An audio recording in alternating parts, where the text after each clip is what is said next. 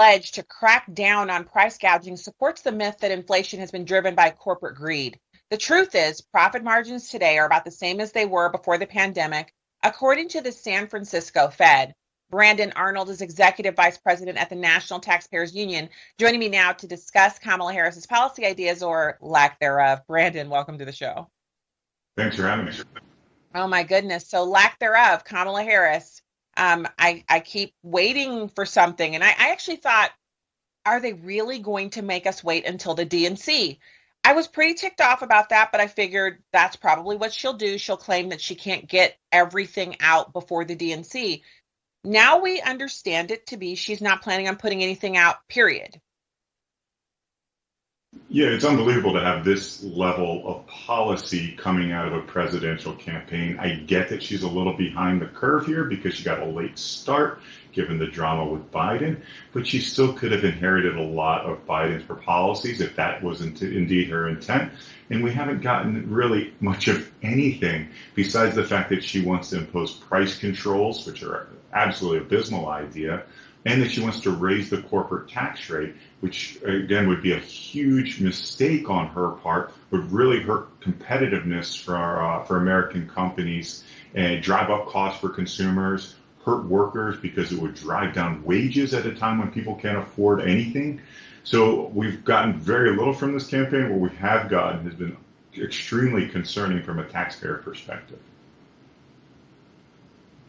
So the taxpayer's perspective on this has to be that price gouging is something that when you hear it, you don't want that. You immediately feel a sense of anger that someone is trying to take advantage of someone else. But instead of them feeling anger towards the actual, the basically grocery stores and places that sell food, we should be feeling anger at the Biden-Harris administration for actually bringing the inflation to Americans, because inflation when President Trump left office was 1.7%, even in a pandemic. So he was gifted really an economy that was on a V-shaped recovery. It was an amazing opportunity for President Biden. Yeah, I mean, Biden's policies deserve a lot of the blame here. And of course, Harris is part of that administration. There are other factors outside of what the U.S. government has done. And, the supply chain issues aren't solely because of the government. But there's no question that the hostile policies that we've had in place in this country for several years toward energy have driven up prices. Energy is absolutely critical to everything, whether it's heating your home, keeping the lights on at a factory, or moving products from shore to shore in this country. When energy prices go up, virtually all prices go up across the board. So we need to have a policy that embraces all types of energy, not just the green energy that this administration seems hell-bent on achieving and implementing at the tremendous cost to taxpayers. So we see those energy policies, when you see bad fiscal policy to go out and spend trillions and trillions of dollars without offsetting any of those costs with reducing spending at the within the federal government.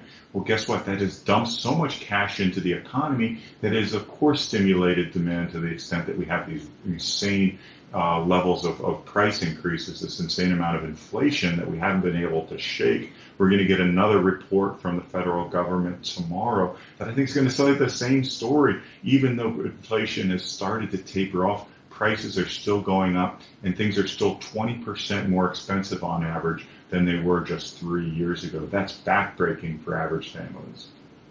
It is. And you mentioned the upcoming changes. The Federal Reserve Chair, Jerome Powell, was in Montana, and he said that they are actually going to reduce interest rates. But what are we talking about? 1 basis point? I mean, will it be significant enough to help Americans right now? No, it's a step in the right direction. I don't know what the final number will be, probably a quarter basis points, but it's going to be a relatively small cut here, and I think they've been way too slow to act, and now that they're acting, they're going to kind of dip their toe in the water and see what happens. And a lot of that is because the inflation has been stubbornly high. It hasn't come down to the extent that we expected. At the outset of the year, we were talking about 6 or 8 interest rate cuts, and here we are almost in September. We haven't gotten a single one. Of course, there's a lot of concern about the job market, with the revised job numbers coming out recently showing we have more than 800,000 fewer jobs than we were told. In general, concerns about a recession in the future, not to mention the housing market, which has been completely out of whack. When you had interest rates, bare bottom interest rates during the pandemic, so many people were able to refinance their homes. Now you have mortgage rates that are 7.5%, 8%. That really throws the housing market completely out of whack now. So we need to return to some sense of normalcy. What we're going to get from the Fed, I think, is a step in the right direction, albeit a very, very small one. So at the outset of this economic malaise, we saw a number of actions being taken from the Biden White House. They canceled the Keystone XL pipeline, opened up the southern border, and communicated to the green energy industry that they would stop at nothing to force private businesses to accept this new paradigm. They passed the legislation, started giving out subsidies for EVs, and now 3.5 years later, we see that Ford is losing around 37,000 per EV sold, and all of the automakers who participated in the EV push have unsold stock that they're not able to offload. Even rental car companies are not purchasing EVs for their fleets. Do you connect any of that to the higher prices we're seeing everywhere else in the economy? Yeah, I mean, I think it's all part of the problem here. We decided, I say we, this administration, I should say, decided that everyone was going to drive EVs. We subsidized not only the purchase of EVs, we subsidized recharging stations across the country. We've only built a few of those despite spending $7.5 billion on recharging infrastructure. We subsidized the conversion of combustible automobile factories to convert them into EV facilities. All of that did not pay attention at all to consumer demand. Consumers are the ones that ought to be making these decisions. If all consumers decided they wanted to drive EVs, well, great, that makes a lot of sense, but that's not how things work. Some people love them, some people hate them, and we should let the market decide on what direction we go here, not the federal government. We've tried to force EVs on the American public, and that hasn't worked at all. It's going to cost us billions and billions of dollars to repair this mistake, to bring these factories back online that we need to satisfy consumer demand. So it's been a major misstep, and hopefully they learn a lesson from this mistake, but I'm not going to hold my breath on that one. Yeah, I wouldn't either. There no breath holding. I can't, Brandon, I can't recommend any breath holding on this, because I'm seeing people now out basically publicly posting images saying, I'm with her, meaning they're with Kamala Harris. But the issue is she's not with them.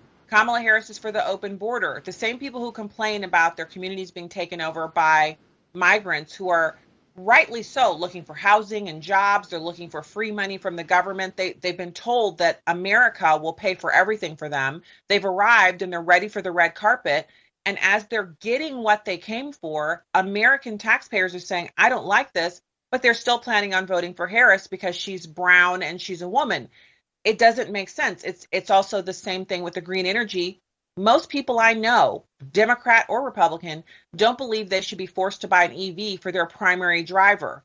They think it should be a choice. And a lot of them have EVs, but they will readily tell you, this is my fun car. I drive this in the summer. This is something that we drive for fun because it's so cool. They're not saying they're going to drive it in the dead of winter. Here in Missouri, we get snow. They're not saying that, but they're still planning on voting for Harris, who will force them to use EVs as opposed to fossil-powered vehicles. So, I mean, I don't understand the disconnect there. It's crazy, Brandon. Yeah, there's certainly a disconnect there, and if people want to drive EVs, God bless them, that's their prerogative. But you're right. I mean, they shouldn't be forced on people, and that's the California model that we're seeing adopted at the federal level. California is trying to zero out internal combustion engines for automobiles by tightening their emissions standards. I just think that's just a huge mistake. Consumers ought to drive this process. Not the federal government, not the state of California, but we've let the tail wag the dog here, and I think people are going to be very annoyed. But I think people do have a disconnect here. They view Kamala, for whatever reason, as the shiny new thing that's burst onto the scene very recently. I'm not sure